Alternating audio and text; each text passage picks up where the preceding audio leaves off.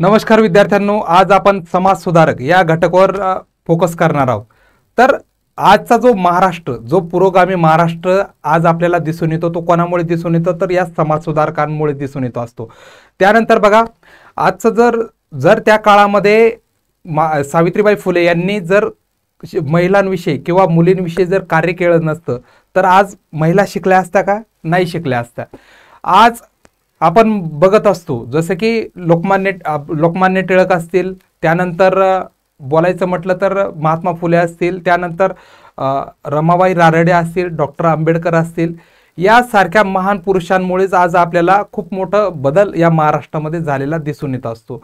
आणि शासन देखील खूप अशा योजना, ज्या सामाजिक ज्या योजना आपल्यासाठी राबवल्या जातात त्या काच राबवल्या जातात तर या महापुरुषांनी आपल्यासाठी जे कार्य केलेलं होतं त्यांच्या आठवणीमुळे ह्या योजना चालू आपल्या महाराष्ट्रामध्ये आपल्याला चालू आहेत किंवा राबवताना शासन दिसत असतं। मी अनिल बागुल या ई स्वयंच्या लर्निंग ॲपमध्ये मी आपलं सहर्ष स्वागत करतो। बघा, आज आपण बघणार आहोत महात्मा ज्योतिबा फुलेपासून आपण सुरुवात करत आहोत आणि total A to Z total 44 जे समाज सुधारक आहेत ते आपण पूर्ण एक्झामच्या दृष्टिकोनातून सर्व ए टू झेड बघणार आहोत। चला तर सुरुवात करूया महात्मा ज्योतिबा फुले विषयी।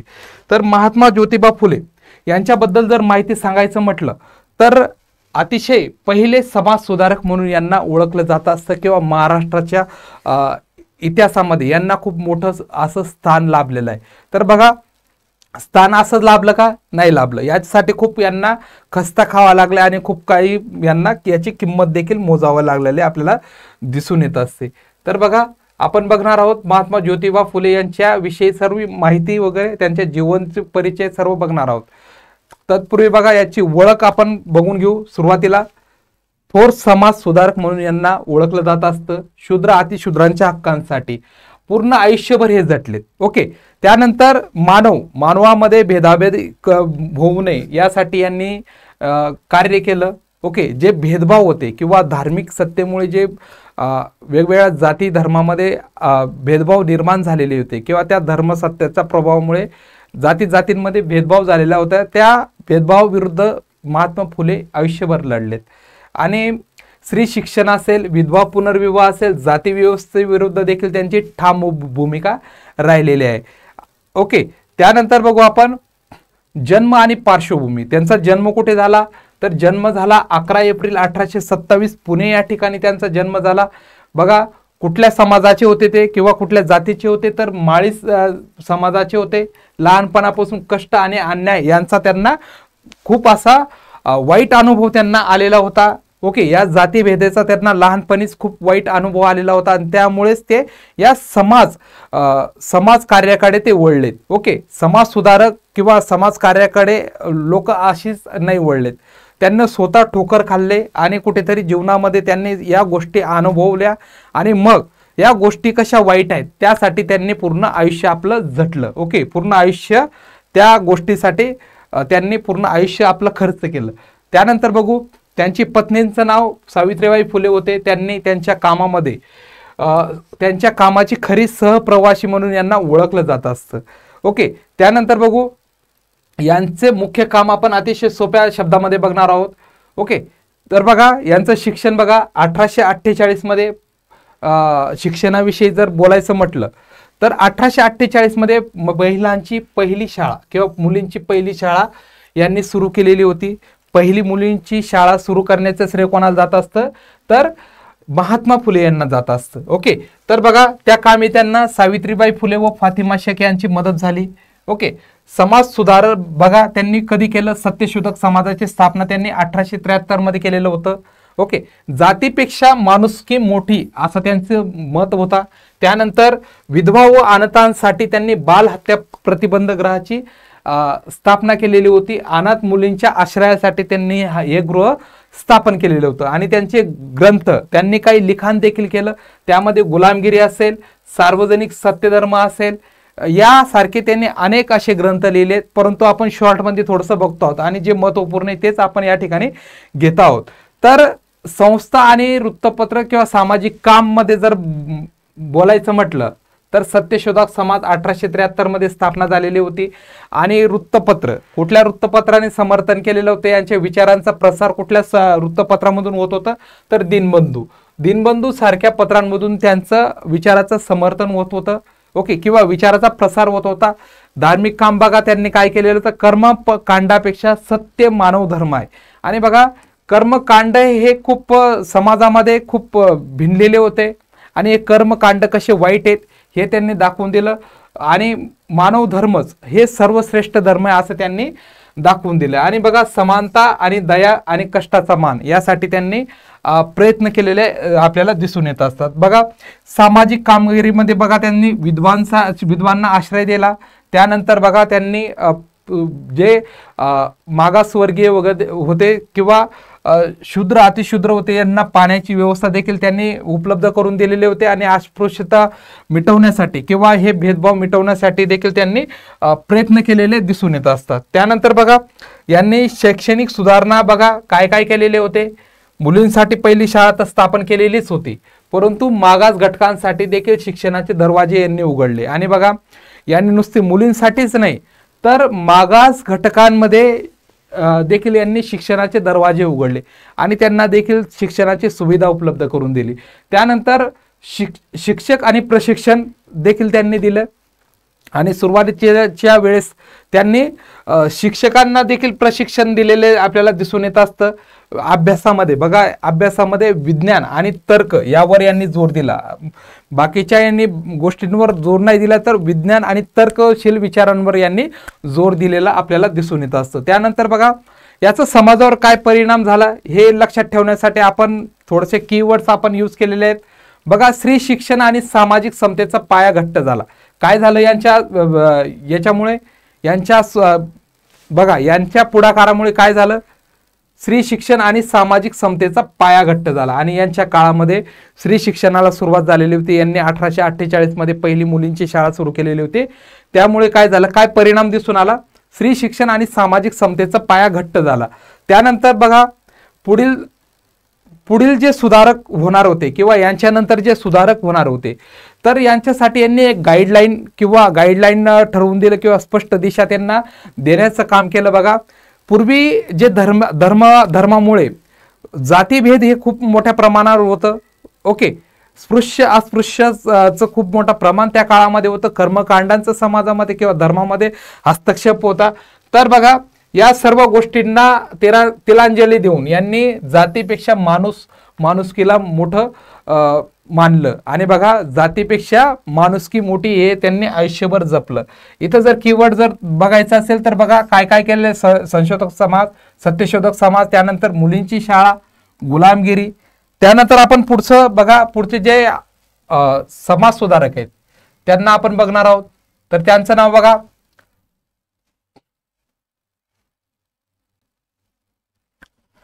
सावित्रीबाई फुले. सावित्रीबाई फुलेंविषयी आपण या ठिकाणी माहिती घेणार आहोत. तर ओळख करून देत असताना बघा भारतातील पहिली महिला शिक्षिका म्हणून त्यांना ओळखलं जात असतं. काय, भारतातील पहिली महिला शिक्षिका. बघा मुली आणि वंचितांच्या शिक्षणासाठी त्यांनी दारोदार जाऊन चळवळ उभी केली. आणि बघा त्या काळामध्ये एखाद्या शिक्षण संस्था उभी करणं आणि मुलींसाठी आणि जे वंचित होते वंचितांसाठी यांनी शिक्षणासाठी त्यांच्या दारोदार ह्या फिरल्यात किंवा गेल्यात, त्यांना समजावून सांगितलं. शिक्षणाचं महत्त्व पटवून देण्याचं काम कोणी केलं असेल तर ते सावित्रीबाई फुले. आणि बघा पहिल्या भारतातील महिला शिक्षक म्हणून देखील यांना ओळखलं जात असतं. पहिल्या मुख्याध्यापिका देखील यांनाच ओळखलं जात असतं. आणि बघा आपण त्यांच्याबद्दल जन्म आणि त्यांच्या पार्श्वभूमीबद्दल आपण बघणार आहोत. तर त्यांचा जन्म 3 जानेवारी 1831 मध्ये नायगाव सातारामध्ये त्यांचा जन्म झालेला होता. त्यानंतर लहानपणी शिक्षणाची संधी त्यांना कमी मिळालेली होती. आणि बघा लहानपणी त्यांना संधी कमी होती कारण पूर्वी मुलींना शिक्षण तर नसायचंच आणि ज्यांना कोणाला मिळत असेल त्यांना फार एकदम कमी प्रमाणामध्ये शिक्षण मिळत होतं. तर बघा संधी कमी होती आणि मग त्यांचं लग्न झाल्यानंतर ज्योतिरावांनी त्यांना शिकवलं आणि पुढे स्वतः त्यांना शिक्षिका बनविला. बघा त्यांचं मुख्य काम बघणार आहोत.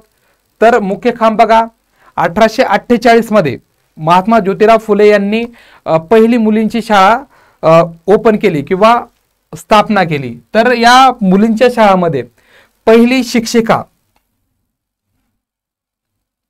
तर काय पहिली शिक्षिका म्हणून यांच्याकडे शिकवण्याची जबाबदारी महात्मा फुलेंनी दिलेली होती.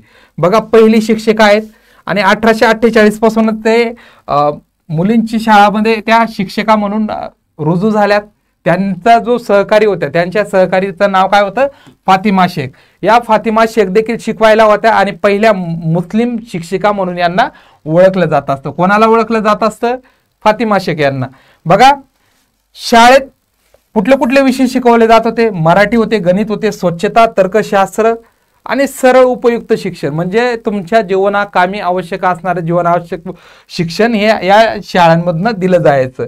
आणि बघा अनाथ आणि विधवांसाठी देखील ह्या आधार राहिलेल्या आहेत. सावित्रीबाई फुले अनाथालय, बालहत्या प्रतिबंध गृहामध्ये देखील यांचं महात्मा फुलेंनी इतकंच बरोबरीचा सहभाग राहिलेला आहे. आणि बघा त्यांच्यावर खूप काही संकट कोसळलीत. बघा शिकवायला जायचे त्यावेळेस या म्हणजे प्रतिगामी महाराष्ट्रामध्ये किंवा जुनाट विचारसरणीचा तो कालखंड होता. धर्माचं खूप मोठं वर्चस्व त्या काळामध्ये होतं. आणि बघा महिलांना फक्त चूल आणि मूल इथपर्यंतच त्यांना बंदिस्त केलं गेलेलं होतं. महिला आणि दलित हे सारख्याच याच्यामध्ये होतं. दलितांवरही त्यांना शिक्षणापासून दूर ठेवण्यात आलेलं होतं. आणि बघा कुठल्याही संकटाला न घाबरता सावित्रीबाई फुलेंनी बघा त्यांच्यावर शेणफेक झाली, दगडफेक झाली, तरी देखील त्यांनी सहन केलं आणि शिकवणं आपलं कर्तव्य सुरूच ठेवलं. अतिशय खूप मोठी अशी शोकांतिका आहे की शिक्षणासाठी किंवा आजच्या ज्या मुलींच्या शिक्षणासाठी सावित्रीबाई फुलेंना खूप मोठी किंमत मोजावी लागलेली, खूप काही सहन केलेले, खूप मोठा त्याग त्यांनी केलेला आहे. काय त्याग केलेला आहे, स्वतः दगड माती किंवा शेण अंगावर त्यांनी घेतलेले आहे. कशासाठी, तर मुलींच्या शिक्षणासाठी. ओके, स्त्रियांनी शिकावं किंवा मुलींनी शिकावं आणि पुढे जावं यासाठी त्यांनी स्त्री शिक्षणाच्या अधिकारासाठी स्वतः चिखल माती किंवा शेणफेक सहन करून देखील त्यांनी शिक्षण देण्याचं काम त्यांनी चालू ठेवलेलं होतं, सुरू ठेवलेलं होतं. ओके, त्यांचे मानसिक खच्चीकरण करण्याचं काम देखील झालं, पण ते सर्वांना पुरून उरलेत. ओके, जर बघितलं बघा सामाजिक याच्यामध्ये चळवळीमध्ये जर त्यांचं भाग बघितला तर महिला सेवा मंडळ, त्यानंतर सत्यशोधक समाजातील पुढाकारमध्ये त्यांचा देखील सहभाग होता. त्यानंतर ग्रंथ जर बघितले आपण तर काव्य फुले 1854 मध्ये हे पब्लिश झालेलं होतं की लिहिलं गेलेलं होतं. 52 कशी हा जो ग्रंथ आहे त्यांचा काव्य ग्रंथ आहे. तर सरळ उपदेश याच्यामधनं दिलेले आहे, नैतिक मूल्याची शिकवण यामधून त्यांनी दिलेली आहे. बघा धार्मिक आणि सामाजिक भेदभावाला विरोध, त्यांचं काम काय काय काय होतं बघा. त्यांनी धार्मिक आणि सामाजिक भेदभावाला विरोध केला. स्वच्छता आणि स्त्री स्वाभिमान यासाठी समानता त्यांनी बघा काय काय केलं, समानताची शिकवण दिली. बघा धार्मिक सामाजिकच्या भेदभावाला त्यांनी विरोध केला. स्वच्छता, स्त्री स्वाभिमान, समानता शिकवले गेले. बघा जे किंबहुना जे पुरुष प्रधान कुटुंब व्यवस्था होती त्याच्यामध्ये काय बिंबवलं गेलं होतं, स्त्रीला फक्त दास म्हणूनच दुय्यम वागणूक अशी स्त्रियांना दिली गेलेली होती. आणि ते स्त्री स्वाभिमान जागृत करण्याचं काम खऱ्या अर्थाने कोणी केलं असेल तर सावित्रीबाई फुलेंनी केलेलं असेल. ओके, तर बघा नुसतं स्वाभिमान नाही, स्त्री स्वाभिमानच त्यांनी जागृत नाही केलं, तर समानता देखील शिकवलं की स्त्री पुरुष भेदभाव हा करायला नकोय. आणि तसंच मग हळूहळू का होईना आज आपण बघतो की आज कुठेतरी स्त्री आणि पुरुषांना समान लेखलं जातं. हे त्यांचंच कार्याचा आज भाग आहे की आज आपण महिला आणि पुरुष यांना एकसारखं आपण बघत असतो किंवा त्यांच्याकडे एकसारखे नजरेने बघत असतो. तर बघा शैक्षणिक सुधारणा किंवा एज्युकेशनल सुधारणा यांनी काय काय केलेली होती बघा. तर पहिल्या मी म्हटलं मगाशीच की पहिल्या भारतातील महिला शिक्षिका, त्यानंतर पहिल्या मुख्याध्यापिका बघा, आणि शिक्षक प्रशिक्षण देखील त्यांनी दिलेलं होतं. त्यांचे बघा काय काय याच्यामधनं काय काय नंतर काय काय दिसून घडून आलेलं आहे ते आपण बघणार आहोत. बघा बालमैत्री पद्धती, बघा ज्या शाळेमध्ये मुलं किंवा मुली यांच्यामध्ये मैत्री हे रूढ होण्यामध्ये देखील त्यांनी खूप मोठं त्यांचं योगदान त्यांनी दिलं. ओके. त्यानंतर बघा मुलींचा शाळेत टिकाव, कारण की एक विशिष्ट वयापर्यंतच मुलींना शाळेत शिकवलं जाणार होतं, त्याच्यानंतर काढून घेतलं जाणार होतं. आणि या मुलींमध्ये शाळेमध्ये कसं मुलींची संख्या जास्तीत जास्त राहील यावर देखील यांनी खूप मोठं भर दिलेले आपल्याला दिसून येत असतं. आणि एक विचार राबवण्यामध्ये किंवा रुजवण्यामध्ये सावित्रीबाई फुले ह्या यशस्वी ठरल्यात. काय यशस्वी ठरल्यात बघा, शिकलेली स्त्री, लक्षात ठेवायचे, शिकलेली स्त्री आणि शिकलेले कुटुंब. बघा स्त्री जर शिकली तर कुटुंब हे अख्खं कुटुंब शिकत असतं, हे यांनी दाखवून दिलं. हा विचार त्यांनी रुजवला. आणि म्हणतात ना, आज देखील काही म्हणत असतात, तुम्ही लहानपणी का असे ना, तुम्ही स्वतः शाळेमध्ये म्हटले असेल, 15 ऑगस्टच्या वेळेस म्हटलं असेल किंवा 26 जानेवारीच्या दिवशी म्हटलं असेल की शिकलेली आई घरादाराला पुढे नाही. बघा शिकलेली आई घरादाराला पुढे नाही किंवा कुटुंबाला पुढे नाही, हा विचार त्यांनी कोणी रुजवला, तर सावित्रीबाई फुले यांनी रुजवला. तर बघा समाजावर काय परिणाम झाला या गोष्टीचा. स्त्री शिक्षण चळवळीचा पाया रोवला गेला. त्यानंतर दलित वंचित मुलांना शाळेत येण्याचा आत्मविश्वास वाढू लागला. आणि बघा धर्मसत्तेने अतिशय ज्या दलितांना किंवा दलित आणि वंचित घटकांना हजारो वर्षापासून शिक्षणापासून लांब ठेवण्याचं काम केलेलं होतं, त्यांच्यामध्ये आत्मविश्वास जागृत करण्याचं काम कोणी केलं असेल तर सावित्रीबाई फुले यांनी केलेलं आहे. तर याच्यामध्ये कीवर्ड्स बघा, पहिली महिला शिक्षिका फातिमा शेख आणि काव्य फुले हे त्यांचं काव्य. ओके, लक्षात ठेवायचं आहे. फातिमा शेख यांनी त्यांच्या सहकारी होत्या आणि ह्या देखील पहिल्या महिला शिक्षिका म्हणून, मुस्लिम शिक्षिका म्हणून यांना ओळखलं जात असतं. पहिल्या मुस्लिम शिक्षिका फातिमा शेख यांना ओळखलं जात असतं. ओके, चला पुढचा आपण समाजसुधारक बघणार आहोत.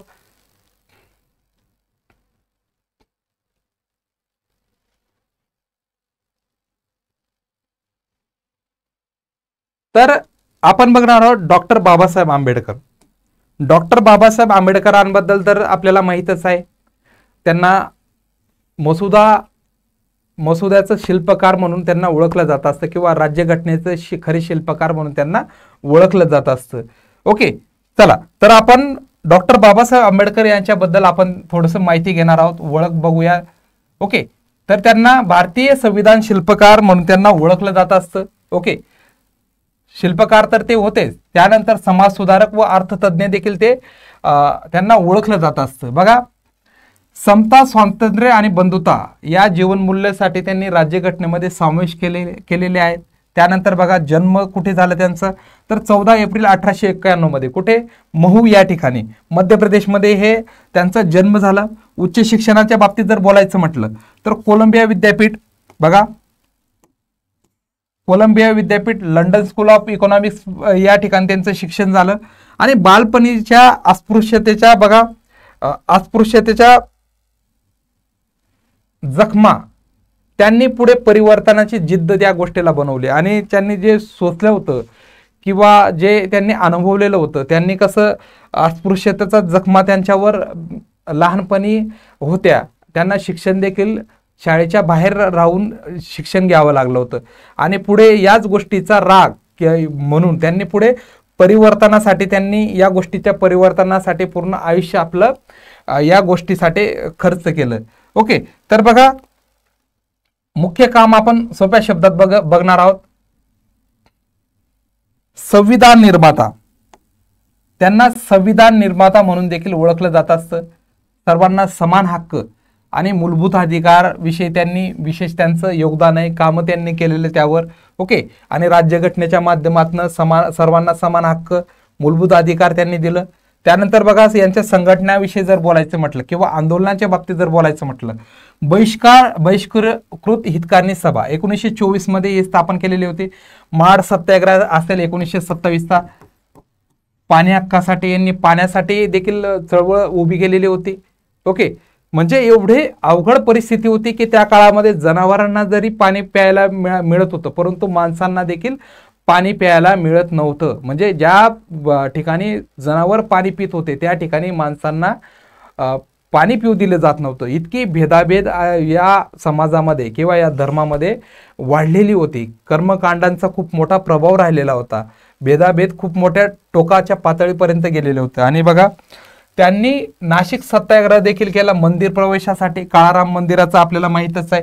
त्यानंतर त्यांचे पक्षाच्या बाबतीत जर बोलायचं म्हटलं तर लेबर पार्टीची स्थापना त्यांनी केलेली होती 1936 मध्ये.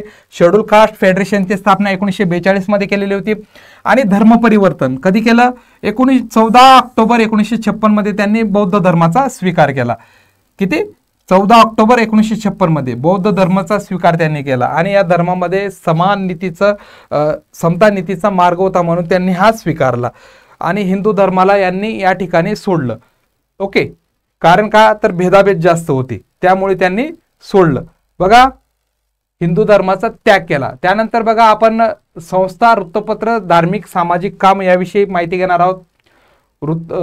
त्यांच्या संस्था पीपल एज्युकेशन सोसायटीची स्थापना 1945 मध्ये केलेली होती. ओके, या संस्थेमधून सिद्धार्थ कॉलेज, मिलिंद कॉलेज यासारखे कॉलेज चालवले जातात. त्यानंतर वृत्तपत्रांच्या बाबतीत जर बोलायचं म्हटलं तर मूकनाय 1920 मध्ये, बहिष्कृत भारत 1927, जनता 1930 मध्ये पब्लिश झालेले होते. आणि यांना वंचितांचा आवाज म्हणून देखील ओळखले जात होतं. ओके, त्यानंतर बघा, धार्मिक, सामाजिक, जातीभेद, अस्पृश्यतेविरुद्ध निर्भीड लढा आणि स्त्री पुरुष समतेवर भर हे डॉक्टर बाबासाहेब आंबेडकरांनी दिलेलं दिसून येत असतं. ओके, तर बघा, धार्मिक, सामाजिक मध्ये बघा, जातीभेद, अस्पृश्यते विरुद्ध त्यांनी निर्भीड लढा लढला. स्त्री पुरुष समतेवर भर दिला.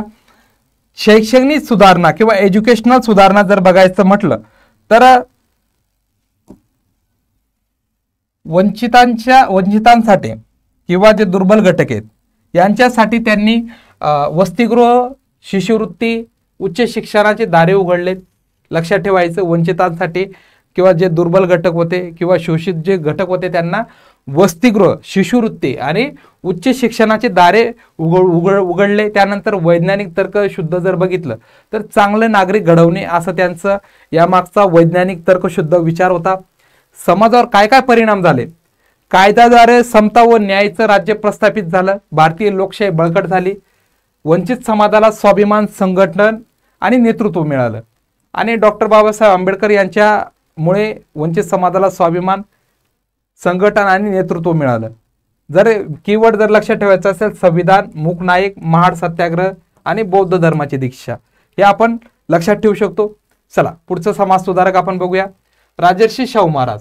ओके, राजर्षी शाहू महाराज बद्दल जर बोलायचं म्हटलं तर यांना काय म्हटलं जातं? अतिशय पुरोगामी विचारसरणीचा आणि आपल्या जीवनामध्ये अतिशय चांगल्या योजना राबवणारा राजा म्हणून यांना ओळखलं जात असतं. आणि आरक्षणाचे जनक देखील त्यांना म्हटलं जात असतं. कोणाला म्हटलं जात असतं? तर छत्रपती राजर्षी शाहू महाराज यांना. बघा, ओळख आपण बघणार आहोत.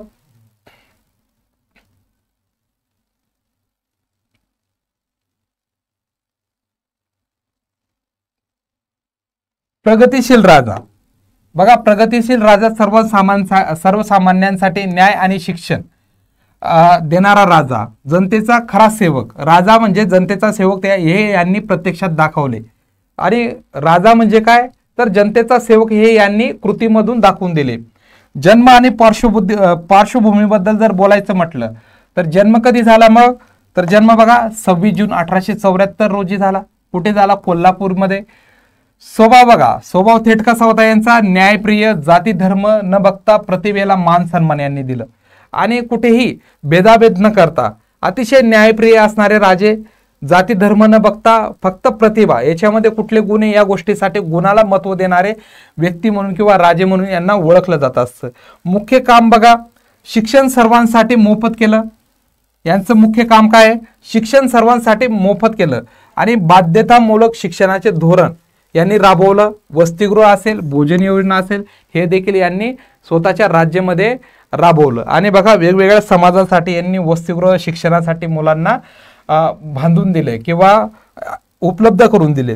तर सर्वात महत्त्वाची गोष्ट, शिक्षणासाठी खूप मोठं यांचं योगदान राहिलेलं आहे राजर्षी शाहू महाराजांनी. त्यानंतर बघा, नोकरीमध्ये समानता. नोकरीमध्ये समानता जर बघायचं असेल तर सर्वात प्रथम महात्मा फुले म्हणतोय राजर्षी शाहू महाराज यांनी 1902 मध्ये मागास घटकांसाठी आरक्षण दिलं आणि आरक्षण नाही दिलं, नुसतं आरक्षण नाही दिलं तर 50% आरक्षण इतकं स्वतःच्या राज्यामध्ये आरक्षण दिलं. आणि या आरक्षणामुळे काय झालं की सर्वात प्रथम आरक्षणाचे जनक म्हणून यांना ओळखलं जात असतं. कोणाला ओळखलं जात असतं तर राजर्षी शाहू महाराज यांना. बघा यांचं समाज सुधारण्याबद्दल जर बोलायचं म्हटलं तर बघा विधवा पुनर्विवाहाला प्रोत्साहन दिलं, आंतरजातीय स्नेह यांनी राबवलं, कर्मकांडाला यांनी लगाम घातला आणि आंतरजातीय विवाहांना देखील यांनी पाठिंबा दिला. ओके, पाठिंबा दिला आणि तर आपल्या स्वतःच्या घराण्यातली मुलगी देखील एका दुसऱ्या जातीमध्ये यांनी लग्न लावून दिलं किंवा विवाह लावून दिलं. ओके, त्यानंतर बघा शेतकरी असेल, कामगार कल्याण असेल, सहकारी संस्था, न्याय व वेतनाची बाजू यासाठी यांनी खूप मोठं काम केलं. ओके, त्यानंतर बघा वृत्तपत्र आणि धार्मिक संस्थांच्या बाबतीत जर बोलायचं म्हटलं तर बघा वेगवेगळ्या यांनी संस्था उभारलेल्या होत्या, त्या देखील आपण बघणार आहोत. विद्यार्थी वसतिगृह, प्रशिक्षण केंद्र आणि सहकारी बँक संस्था हे यांनी संस्था उभारलेल्या होत्या. आणि विचारधारा, कुठल्या विचारधारा यांच्यावर होता तर सत्यशोधक विचारांना यांनी राजश्रय दिलेला होता. तर बघा कुठला विचारधारा राजश्रय दिलेला होता तर सत्यशोधक समाजाच्या विचारांना. बघा भेदभाव कमी करण्यासाठी प्रशासनात सुधारणा आणल्या आणि म्हणतात ना ज्यावेळेस स्वतःच्या मनावर ज्यावेळेस बीतत असते किंवा स्वतःवर काही परिस्थिती घडून येत असते त्यावेळेसच माणूस या गोष्टीमध्ये पूर्ण झोकून देत असतो. तसंच यांना देखील तसं झालेलं होतं. वेदोक्त प्रकरण यांच्या जीवनामध्ये त्यांच्या आयुष्याला कलाटणी ठरलं आणि यांचं आयुष्य या वेदोक्त प्रकरणामुळे बदललं. आणि यानंतर जर बोलायचं म्हटलं तर राजर्षी शाहू महाराज यांनी पूर्ण आयुष्य आपलं समाज कार्यामध्ये यांनी स्वतःला वाहून घेतलं. तर धार्मिक सामाजिक जे बदल असतील किंवा त्याच्यामध्ये काय काय केलेले, मंदिर धर्मसंस्था जनतेसाठी खुले केल्या. ओके, मंदिरं काही धर्मसंस्था असतील त्या सगळ्या जनतेला खुल्या केल्या. जातीभेदाला विरोध केला. शैक्षणिक जर सुधारणा जर बघितल्या तर शैक्षणिक सुधारणा किंवा एज्युकेशनल सुधारणा राजर्षी शाहू महाराजांनी कुठल्या कुठल्या राबवल्या, ग्रामशाळा, माध्यमिक, औद्योगिक शाळा इत्यादी शाळा त्यांनी उभ्या केल्यात आणि रोजगार योग्य कौशल्यावर भर दिला. नुसतं शाळा उभ्या केल्या का नाही, कौशल्यावर भर दिलं. त्यानंतर मुलींच्या शिक्षणासाठी विशेष शिष्यवृत्ती आणि वसतिगृह स्थापन केले आणि मुलींसाठी देखील त्यांनी वसतिगृह उघडलेत आणि त्यांना शिष्यवृत्ती देखील उपलब्ध करून दिलेले आपल्याला दिसून येत असतं. तर समाजावर परिणाम काय झाला तर या सगळ्या सुधारणावादी भूमिकेमधनं काय परिणाम झाला तर आरक्षणाला सुरुवात झाली. प्रात्यक्षिक समता याच्या माध्यमातून आपल्याला दिसून येत असते. राजर्षी शाहू महाराजांनी खूप मोठं योगदान केलं. त्यांना आरक्षणाचे जनक देखील त्यांना म्हटलं जात असतं. ग्रामीण मागास कुटुंबातील मुलांपर्यंत शिक्षण पोहोचलं आणि समाजातील बघा शेवटच्या टोकापर्यंत शिक्षण पोहोचवण्याचं काम कोणी केलं असेल, कोणाच्या संस्थांमध्ये की झालं असेल तर ते राजर्षी शाहू महाराजांच्या संस्थानामध्ये झालं आहे. ओके, तर बघा कीवर्ड लक्षात ठेवा. 1902 मध्ये आरक्षण दिलं, मोफत शिक्षण आणि वसतिगृह आणि सहकार या गोष्टींवर भर दिला. चला पुढचा समाज सुधारक आपण बघणार आहोत.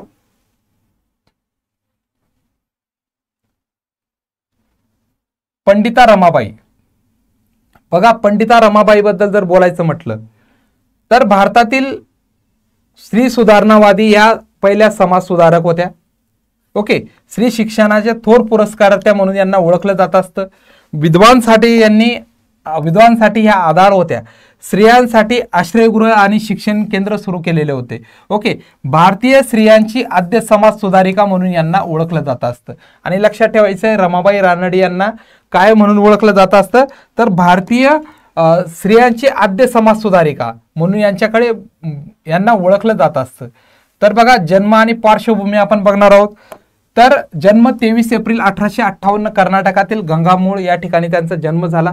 बालपण संस्कृत विद्वान वडिलांकडून त्यांना शिक्षण मिळालेलं होतं आणि ज्ञानामुळे त्यांना पंडिता ही उपाधी मिळाली आणि संस्कृत ज्ञानामुळे त्यांना पंडिता ही उपाधी मिळाली. ओके, त्यांनी वडिलांकडून हे शिक्षण घेतलेलं होतं आणि वडिलांनी त्यांना संस्कृत भाषा ही शिकवलेली होती. पुढे बघा मुख्य काम बघा त्यांचं काय काम आहे तर विद्वांसाठी पुण्यात शारदा सदनची स्थापना केली. कधी केली 1889 मध्ये पुणे या ठिकाणी सुरू केलं. लक्षात ठेवायचंय, मुक्ती मिशन केडगाव पुणे, विधवा अनाथ मुली गरजू स्त्रियांसाठी आधार या बनल्यात. त्यानंतर स्त्री शिक्षण स्वावलंबनासाठी प्रशिक्षण, कौशल्य प्रशिक्षणावर भर दिलं. आणि प्रशिक्षण बघा, स्वावलंबनासाठी स्त्रियांना प्रशिक्षण, कौशल्य प्रशिक्षण यांनी दिलं. बघा, स्त्रिया या इनडायरेक्टली किंवा अप्रत्यक्षितरित्या दुसऱ्यांवर अवलंबून राहायच्या.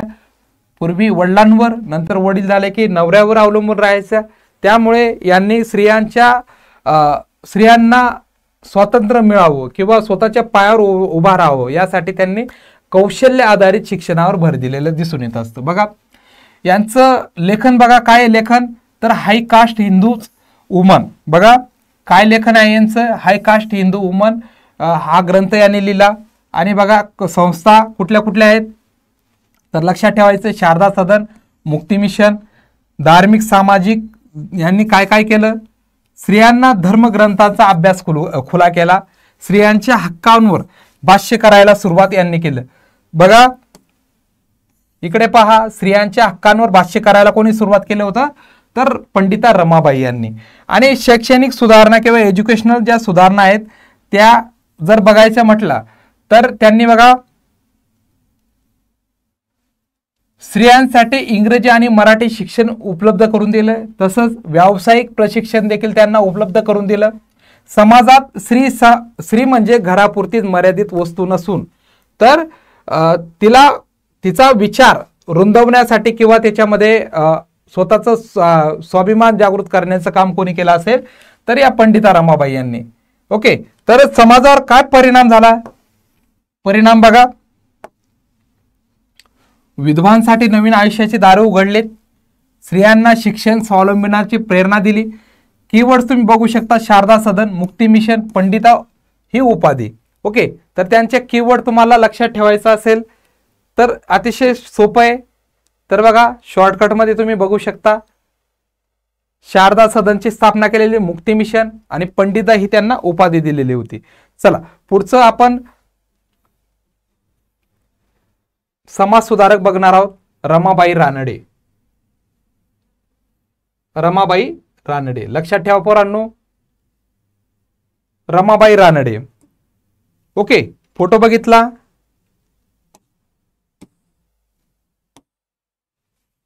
रमाबाई रानडे.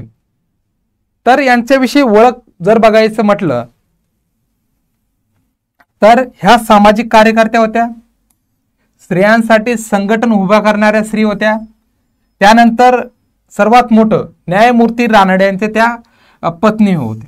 ओके, आणि बघा न्यायमूर्ती रानडेंच्या पत्नी आहेत पण स्वतंत्र कार्यकर्त्या म्हणून त्यांची समाजामध्ये ओळख निर्माण झालेली होती. यांच्या जन्माविषयी जर बोलायचं म्हटलं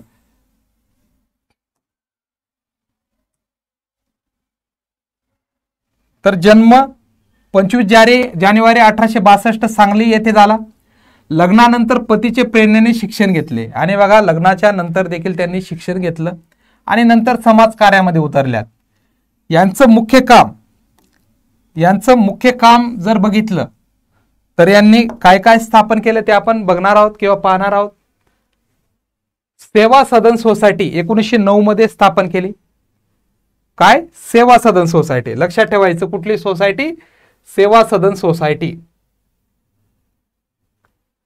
लक्षात ठेवा, सेवा सदन कोणी स्थापन केलेली होती, पंडिता रमाबाई रानडे यांनी. कोणी, रमाबाई रानडे यांनी. तर स्त्रियांना शिक्षण व रोजगार उपलब्ध व्हावा यासाठी ही सेवा सदन सोसायटीची स्थापना केलेली होती. ओके, त्यानंतर स्त्रियांसाठी भाषण, वाचन, सार्वजनिक जीवनामध्ये सहभाग वाढावा यासाठी देखील त्यांनी कामं केले. विधवांच्या जीवनात सुधारणा येण्यासाठी कौशल्य प्रशिक्षण देखील त्यांनी दिले. त्यानंतर बघा त्यांच्या संस्था आणि धार्मिक काम जर बघितलं तर सेवा सदन, मुली व स्त्रियांना शिवणकाम त्यांनी शिकवलं.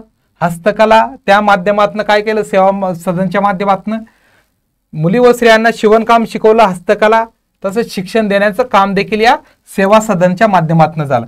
समाजातील स्त्रियांना घरातून बाहेर पडण्याचे धैर्य दिले. आणि बघा स्त्रियांना चूल आणि मूल इतकंच पूर्वी काम असायचं त्यांना बाहेर पडण्याचं धैर्य किंवा धाडस कोणी निर्माण करून दिलं, तर रमाबाई रानडे यांनी. शैक्षणिक सुधारणा जर बघितल्या तर महिलांना इंग्रजी व मराठी शिक्षण त्यांनी दिलं. मराठी व इंग्रजी, ओके, प्रश्न येत असतो पोरांनो, व्यवस्थित करून घ्यायचं. कुठलं शिक्षणावर त्यांनी फोकस केलं, तर मराठी व इंग्रजी या शिक्षणासाठी त्यांनी फोकस केलं. तर पुढचं बघा, शिकलेली स्त्री समाजाला दिशा देते हा विचार त्यांनी प्रस्थापित केला. आणि बघा, शिकलेली स्त्री समाजाला एक दिशा देण्याचं काम कोण करत असेल, तर ही स्त्री करत असेल. ओके, हा विचार त्यांनी रुजवायला किंवा बिंबवायला सुरुवात केली. समाजावर काय परिणाम झाला हे परिणाम आपण पाहणार आहोत. तर परिणाम बघा, स्त्रियांचा सार्वजनिक जीवनात सहभाग वाढला आणि यांची जे गोष्टी राबवल्यात त्यामुळे काय परिणाम झाला, तर स्त्रियांच्या सार्वजनिक जीवनामध्ये सहभाग वाढला. पुढील महिला चळवळींसाठी ह्या प्रेरणादायी ठरल्या. यांच्या कीवर्ड जर बघितलं, सेवा सदन, महिला शिक्षण आणि सार्वजनिक जीवन हे महत्वाचं ठरतं. चला पुढचं आपण समाजसुधारक बघणार आहोत.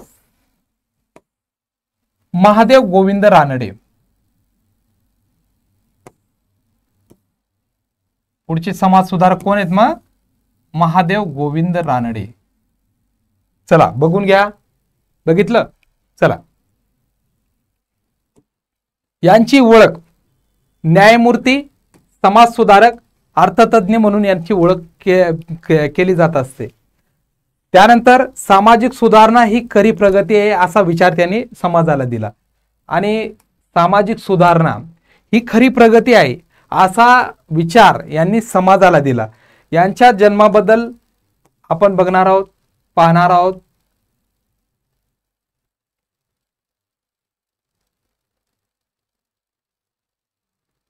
जन्म नाशिकमध्ये 18 जानेवारी 1842ला नाशिकमध्ये यांचा जन्म झाला. कायद्याचे शिक्षण, पुढे बॉम्बे हायकोर्टात ते न्यायाधीश देखील झालेत. मुख्य काम त्यांचं बघा काय काय आहे. स्त्री शिक्षण व विधवा पुनर्विवाहाला प्रोत्साहन यांनी दिला. सत्यशोधक विचारांचा आधार, जाती व्यवस्था कमी करण्याचा प्रयत्न केला. त्यानंतर प्रार्थना समाजाचे ते सदस्य होते.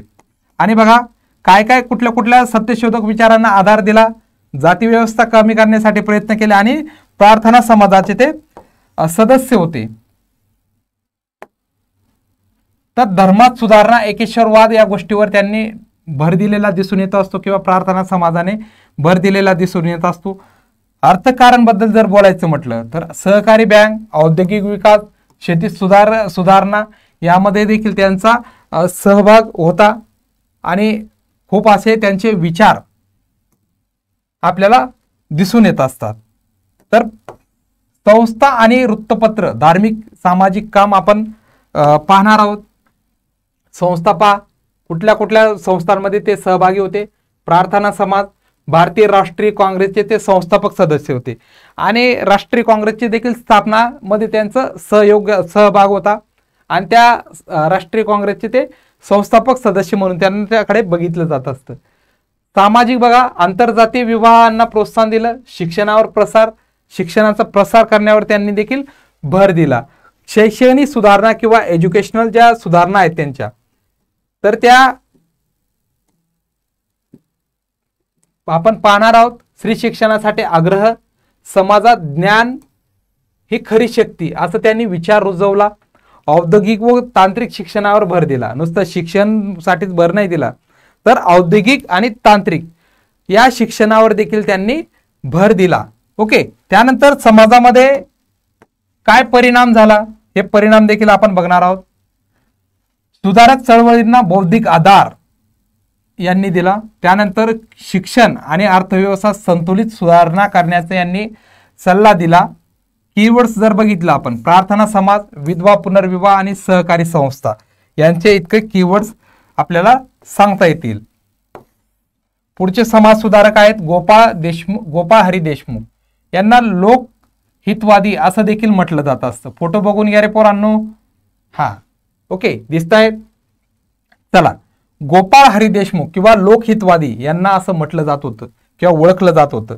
तर आपण त्यांचं ओळख बघून घेणार आहोत. लोकहित म्हणून हे प्रसिद्ध समाज सुधारक आहेत. लेखक, शिक्षण आणि समानता आणि स्त्री हक्क यांचे जोरदार समर्थक हे होते.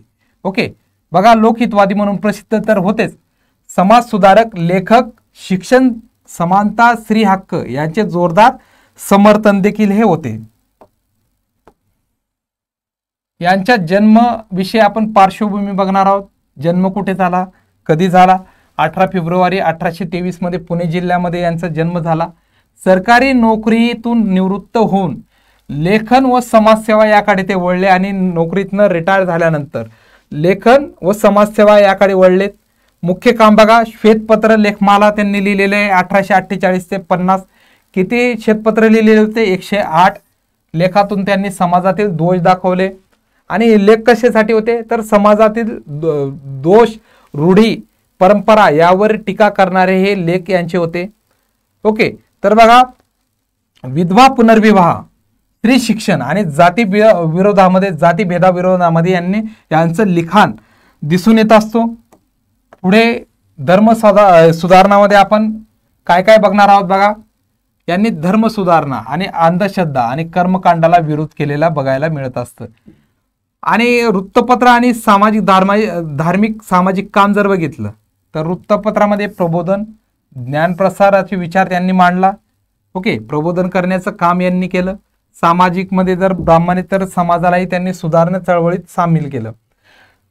ब्राह्मण समाज हा पूर्वीपासूनच शिक्षणामध्ये होता. त्या समाजाव्यतिरिक्त इतर समाजालाही त्यांनी सुधारणा चळवळीमध्ये सामील केलं. आणि यांच्या एज्युकेशनल जर सुधारणा बघितल्या तर यांच्या एज्युकेशनल सुधारण्यामध्ये बघा, स्त्री शिक्षण व विज्ञान आधारित शिक्षणाचा त्यांनी पुरस्कार केला. स्त्री शिक्षण व विज्ञान आधारित शिक्षणाचा पुरस्कार त्यांनी केला. त्यानंतर मुलांमध्ये तर्कबुद्धी व प्रश्न विचाराची प्रवृत्ती त्यांनी जागवली आणि मुलांना तर्कबुद्धीने व प्रश्न विचाराची जिज्ञासा त्यांनी निर्माण केला. समाजावर या गोष्टीचा काय परिणाम झाला? समाजाला विचारमंथनाची नवी दिशा मिळाली. आणि बघा, समाजाला नवी विचार मंथनाची नवी दिशा मिळाली. लोकमानस बदलणारी शतपत्रे, लोकमानस किंवा लोकांमधील जे बदल होते ते बदल करण्याचं काम कोणी केलेलं होतं? तर शतपत्राच्या माध्यमामधून. जो मन बदलावण्याचं काम कोणी केलं असेल किंवा या शतपत्राच्या माध्यमातून यांनी केलं, गोपाळ हरी देशमुख. पुढील सुधारकांना ते प्रेरणा ठरलेत. कीवर्ड जर बघितलं तर लोकहितवादी, शतपत्रे लक्षात ठेवायचं, प्रबोधनाचं काम त्यांनी केलेलं होतं. 108 शतपत्र होते, लक्षात ठेवायचे. पुढचं आपण सुधारक बघणार आहोत. दादाभाई नौरोजी. फोटो बघून घ्या पोरांनो, दिसते दादाभाई नौरोजी. चला, दादाभाई नौरोजींबद्दल जर बोलायचं म्हटलं तर भारतरत्न सारखे देशभक्त व समाज सुधारक म्हणून यांना बघितले जात असतं. दादाभाई नौरोजी, अतिशय महत्वाचं काम यांचं आहे. दादाभाई नौरोजींचं भारताचे पहिले अर्थशास्त्रज्ञ, गरिबीचे खरे कारण सांगणारे, हे दादाभाई नौरोजी यांना ओळखलं जात असतं. लोकशाही व शिक्षणाचे समर्थक म्हणून त्यांच्याकडे बघितलं जातं. जन्म व पार्श्वभूमीबद्दल जर बोलायचं म्हटलं तर जन्म व पार्श्वभूमी बघा, 4 सप्टेंबर 1825. 4 सप्टेंबर 1825 मुंबई येथे त्यांचा जन्म झाला. लहानपणापासूनच हे अभ्यास होते. इंग्लंडमध्ये शिक्षण घेतले, नंतर प्राध्यापक देखील झालेत. मुख्य काम बघा, भारतातील दारिद्र्याचे कारण सांगणारे ड्रेन थेअरी त्यांनी मांडली. काय खरं कारण सांगितलं? ड्रेन थेअरी त्यांनी मांडली. आणि ब्रिटिशांनी कसं शोषण भारतीयांचं केलेलं आहे किंवा भारतीय अर्थव्यवस्थेचं शोषण केलेलं आहे हे त्यांनी ड्रेन थेअरीच्या माध्यमातून सांगितलं. त्यांच्याविषयी अजून माहिती घ्यायची म्हटली तर ते भारतीय राष्ट्रीय काँग्रेसचे संस्थापक सदस्य होते. लंडन संसदेत निवडले गेलेले पहिले भारतीय आणि नुसते शिक्षणच नाही घेतलं तर लंडन सारख्या किंवा ब्रिटनमध्ये ते पहिले निवडले गेलेले पहिले भारतीय होते. त्यानंतर समाजातील शिक्षण, औद्योगिक प्रगती यावर त्यांनी भर दिला. त्यांच्या संस्था आणि सामाजिक कामांबद्दल जर बोलायचं म्हटलं तर ईस्ट इंडिया असोसिएशन, काय ईस्ट इंडिया असोसिएशन, भारतातील प्रश्नांसाठी आवाज त्यांनी उठवला. या संस्थेची स्थापना कोणी केली तर या स्थापना कोणी केल्या असेल तर या दादाभाई नौरोजी यांनी केलेले असेल. ओके, चला पुढचं बघूया. बघा त्यांची एज्युकेशनल सुधारणा काय काय होती. शिक्षणातून स्वाभिमान व हक्कांची जाणीव त्यांनी निर्माण करून दिली. भारतीय युवकांची इंग्रजी विज्ञान शिकावे अशी त्यांची सूचना होती आणि भारतीय जे विद्यार्थी होते त्यांनी इंग्रजी आणि विज्ञान हे आवर्जून शिकावे असं त्यांचं प्रामाणिक मत होतं. समाजावर या गोष्टीचा काय परिणाम झाला हे परिणाम बघूया. लोकांना आर्थिक शोषणाची जाणीव झाली आणि त्यांनी ड्रेन थेअरीच्या माध्यमातून लोकांना आपलं कसं आर्थिक शोषण होत आहे याची जाणीव करून दिली आणि स्वराज्याचे बीजे यांच्या माध्यमातून पेरले गेलेत. ओके, या कीवर्ड जर बोलायचं म्हटलं तर ड्रेन थेअरी लक्षात ठेवायचे. काँग्रेसचे संस्थापक सदस्य राहिलेले होते आणि लंडनमध्ये संसद सदस्य देखील ते निवडून आलेले होते, पहिले भारतीय होते. चला पुढचा समाज सुधारक आपण घेऊया. गोपाळ कृष्ण गोखले.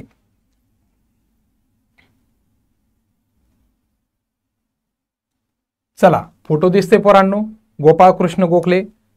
चला गोखलेंविषयी आपण माहिती घेऊया. ओके, त्यांच्या ओळख आपण सांगणार आहोत. मध्यम मार्गीय समाज सुधारक आणि राष्ट्रवादीचे नेते म्हणून त्यांना ओळखले जात असतं.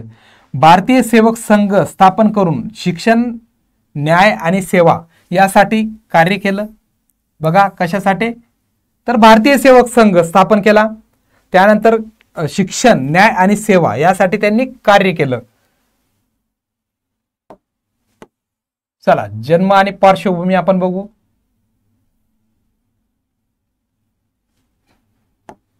जन्म 9 मे 1866 कोथळे रत्नागिरी येथे त्यांचा जन्म झाला आणि गरीब घरात त्यांचा जन्म झाला. परिश्रमाने शिक्षण घेतले, इंग्रजी व गणितात ते निपुण झाले. त्यांचं मुख्य काम जर बघायचं म्हटलं तर मुख्य काम इंडियन नॅशनल काँग्रेसमध्ये मुख्य प्रमुख भूमिका हे त्यांची होती. भारतीय सेवक संघ 1905 मध्ये स्थापन केलं. ओके, 1905 मध्ये त्यांनी स्थापन केलं.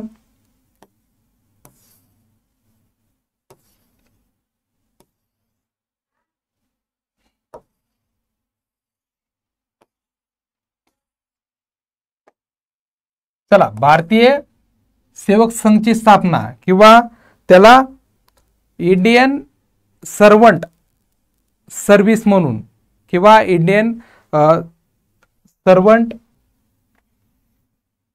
कम्युनिटी कोणी स्थापन केली असेल तर या